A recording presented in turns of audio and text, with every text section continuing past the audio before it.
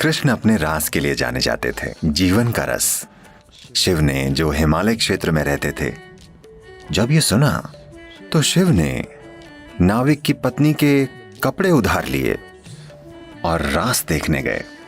ये स्त्री गुण की सबसे बड़ी तारीफ है।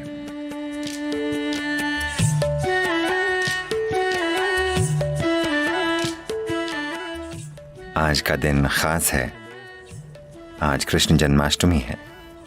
कृष्ण के बारे में दुनिया में कई गलतफहमियां हैं, पर हमें यह समझना होगा कि उन्होंने 6 साल की उम्र तक ही मक्खन चुराया था, या शायद 8 साल की उम्र तक ही। 16 की उम्र में जब उनके गुरु संदीपनी ने उन्हें याद दिलाया कि उनके जीवन का उद्देश्य क्या है, तो वो तुरंत वृंदावन से चले गए और कभी वापस नहीं आए। वो कभी भी अपने रिश्तेदारों या वहां की लड़कियों या लड़कों से मिलने उस इलाके में कभी नहीं गए। सब वहीं खत्म हो गया। 16 की उम्र में वो चले गए। जब वो जा रहे थे, आज राधे कृष्ण कहा जाता है। कृष्ण से पहले राधे आती हैं, क्योंकि उनका प्रेम, उनकी अंतरंगता और उनका रोमांस पूरे भारत की संस्कृति में, पूरे उपमहाद्वीप की संस्कृति में कुछ इस तरह समा गए कि हम कृष्ण राधे नहीं कहते, हम कहते हैं राधे कृष्ण। पर 16 साल की उम्र में कृष्ण ने राधे को आखिरी बार देखा, उसके बाद कभी नहीं देखा। 16 की उम्र में वो जाते समय वो बोले, ये बांसुरी मैं तुम्हारे लिए बजाता था, अब मैं जा रहा हूं और वापस नहीं आऊंगा। तो एक भेंट के रूप में, तुम जो प्रेम से इतनी सराबोर हो, मैं ये बांसुरी तुम्हें दे रहा हूं और मैं फिर कभी बांसुरी नहीं बजाऊंगा। और उन्होंने फिर कभी बांसुरी नहीं बजाई। उसके बाद से राधा ने बांसुरी बजाई। 16 के बाद उन्होंने कभी बांसुरी नहीं बजाई।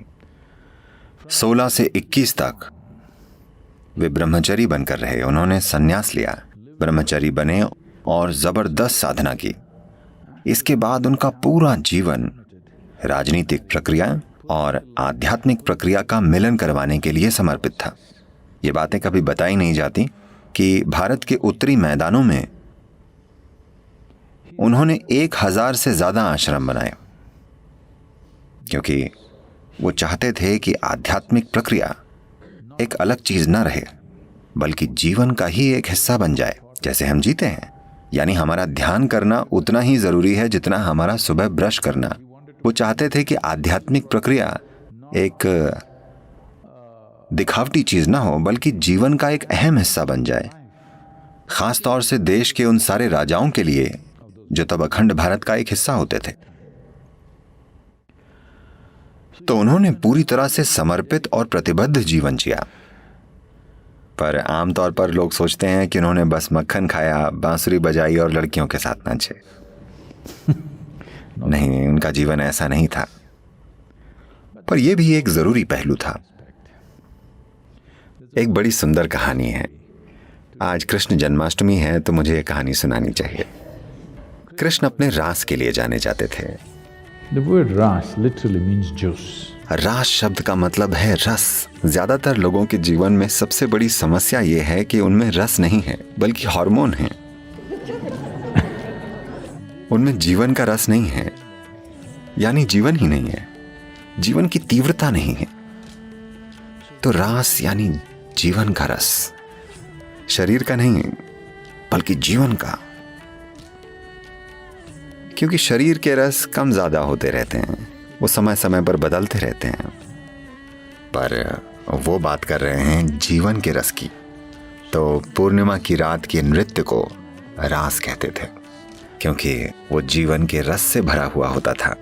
This is not a hormonal party in the night. वो रात की हार्मोनल पार्टी नहीं होती थी, न तो वो शराबियों की पार्टी थी, वो कामुक लोगों की पार्टी नहीं थी। ये उनकी पार्टी होती थी जो जीवन के आनंद से भरपूर थे। तो उसे रास कहा जाता था। ये रास मशहूर हो गया। जिन्होंने उनमें हिस्सा लिया या देखा, उनकी वजह से रास की बातें फैलने लगी। शिव ने, जो हिमालय क्षेत्र में रहते थे, इसके बारे में सुना कि यमुना के तटों पर कुछ अद्भुत हो रहा है, तो वो देखना चाहते थे,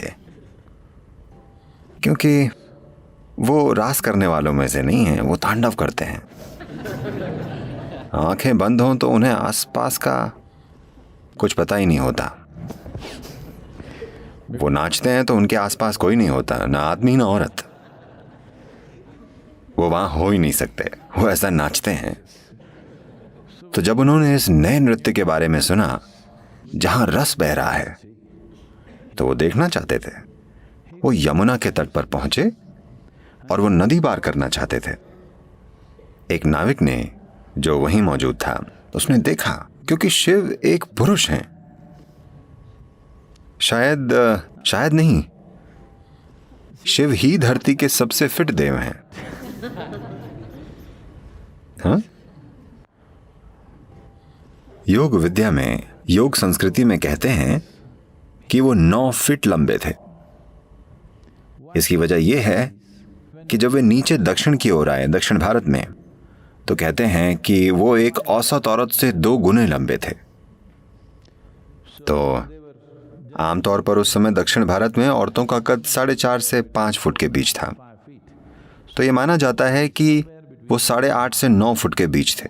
तो वे एक पुरुष हैं, पूरे पुरुष, परम पुरुष।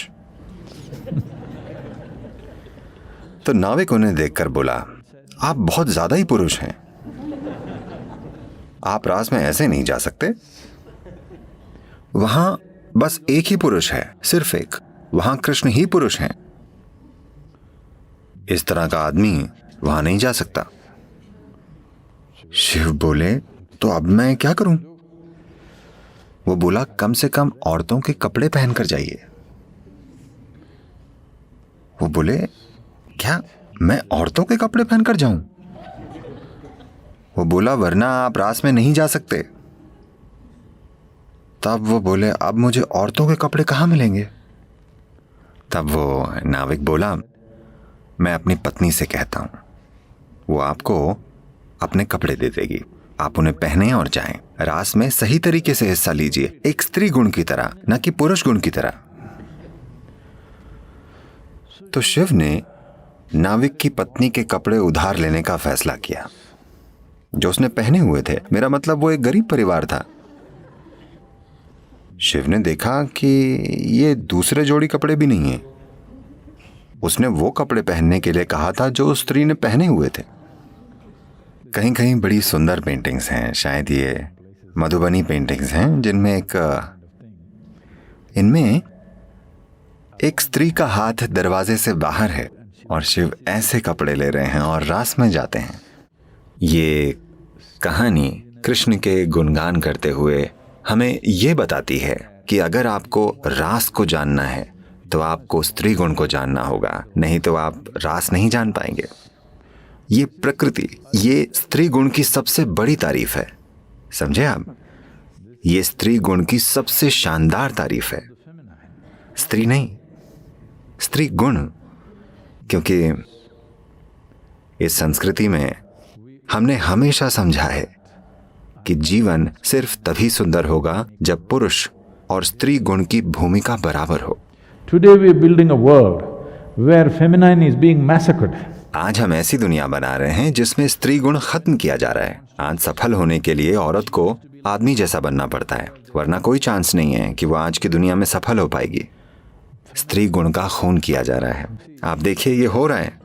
आप दुनिया में कहीं भी जाएं, अब सामान्य बातचीत में भी लोग बिल्कुल पहले जैसी बातें नहीं करते। अब वो मौसम की भी बातें नहीं करते जैसे पहले करते थे। आज दुनिया का हर बेवकूफ एक ही बात कर रहा है, इकोनॉमी। हाँ, कहीं भी जाएं, इकोनॉमी का क्या हाल है, शेयर मार्केट कैसा चल रहा है। कोई मॉनसून के बारे में भी नहीं पूछ रहा है। सभी सिर्फ अर्थव्यवस्था और शेयर मार्केट की बातें कर रहे हैं। इसका मतलब पुरुष प्रकृति हावी हो गई है।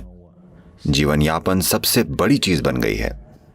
एक सरल सी चीज, इकोनॉमी का मतलब क्या है? simple survival. बस जीवन यापन, है ना? जीवन यापन के पेचीदा तरीके, हाँ, है ना? जीवन यापन का प्रोसेस, भोजन कैसे मिलेगा, ये कैसे करें, वो कैसे करें, कैसे कुछ बना लें, ये जीवन यापन हुआ।